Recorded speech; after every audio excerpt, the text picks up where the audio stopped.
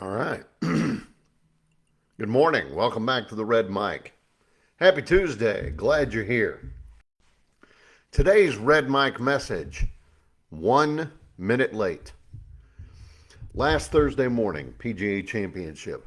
Garrick Higo, and I apologize if I'm pronouncing that name wrong. Garrick Higo was 1 minute late to the tee. 1 minute, not an hour. This is not a massive cheating scandal. He was 1 minute late. And the penalty was 2 strokes.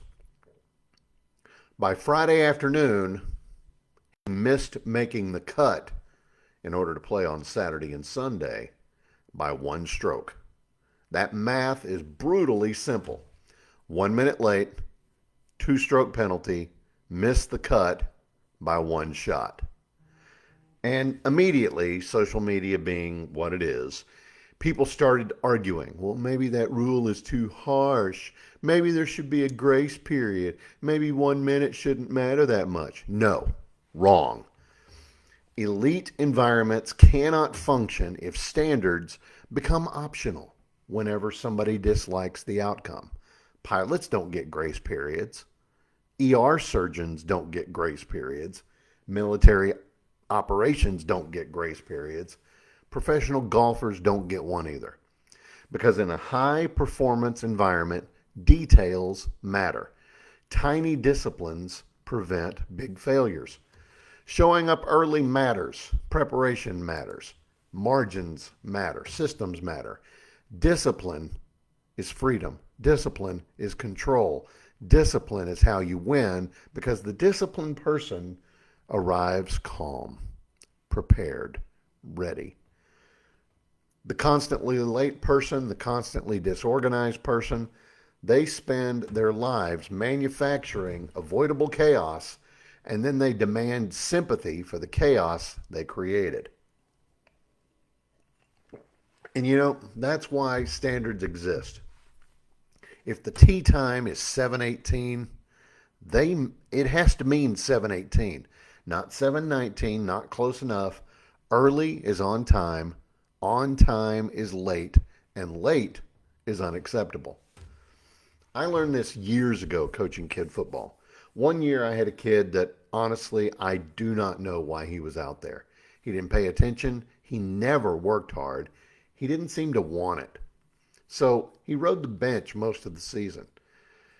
Now, our league didn't require every player to get into the game, but I always put him in, and other players like him, always put him in for at least a few plays. I made sure that, I put him someplace where he wasn't going to hurt the team or get hurt himself. One week, he had an absolutely terrible set of practices. He was walking during laps. He wasn't stretching. He wasn't trying during drills. At one point, he basically pulled himself out of practice and sat under a tree. We couldn't get him to come back. Well, the game that week, I think it was on a Thursday, we were locked in a brutal defensive game, and this was not a good team. This team, we ended up winning. This is the team I had that only won one game. Well, this was the game. We won 2-0. 2-0. We won on a safety. I didn't put him in. It was a tight game. I needed my absolute best out there, relatively speaking. And these kids, they deserve to win because they never quit. I'm as proud of that team as I'm as proud of the team that I had that was just a wrecking ball through the whole season. Didn't lose a game, only had 8 points scored on it all year long during the regular season and the playoffs. And then we allowed another 8 in the Toy Bowl championship game. But this team, man, a lot of heart, no talent. But he was awful. He was terrible.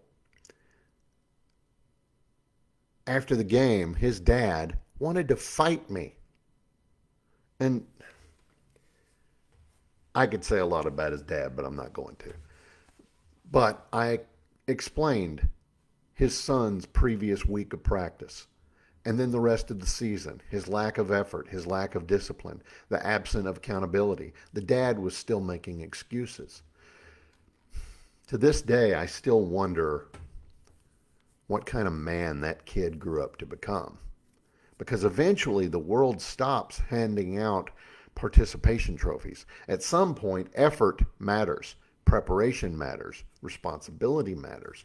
And one of the worst things a parent can do is teach their child that consequences are somebody else's fault. Back to the Higo story. It got worse. More than him just missing the cut. Heard this yesterday. Reports are now saying that Higo and his caddy have parted ways after the incident. Now, to be fair, maybe there were already tensions. Maybe the relationship was already on the rocks. That is possible, but optics matter. Because reportedly, Higo acknowledged afterward that the caddy was yelling at him, "Hey, we got to get to the tee box. You're going to be late." Sounds to me like the caddy was trying to prevent the ultimate mistake that he ended up making.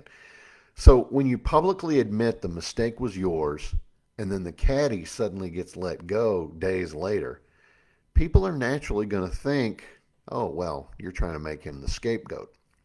And whether it was intentional or not, that certainly doesn't look like leadership. It doesn't look like being an athlete at a high level. It doesn't look professional. And I've talked about this before.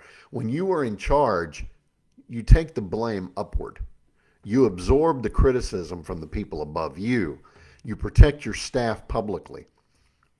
And when things go right, you give your people the credit. That's leadership.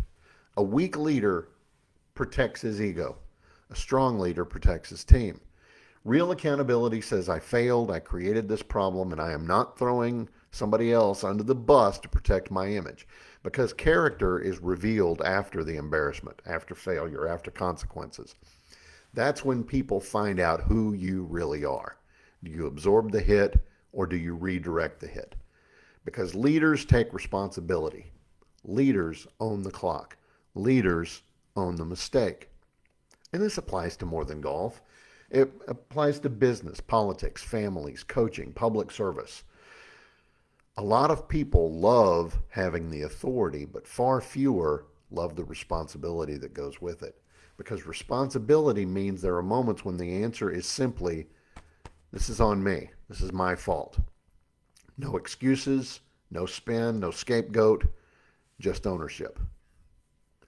And it sounds to me like Mr. Higo needs to learn a thing or two about that. And that's today's Red Mike message. Hope you found it interesting. I hope you found it helpful. I hope you're able to put some of these things in place in your own life. I really do. I appreciate you being here. Go out there today. Have a great day. Knock the cover off the ball. I think you can do it. Only you know if you can or not. So know it. Go do it. I'll see you again tomorrow. And until next time, don't forget, as always, life is short. Drink the bourbon. I'll see you.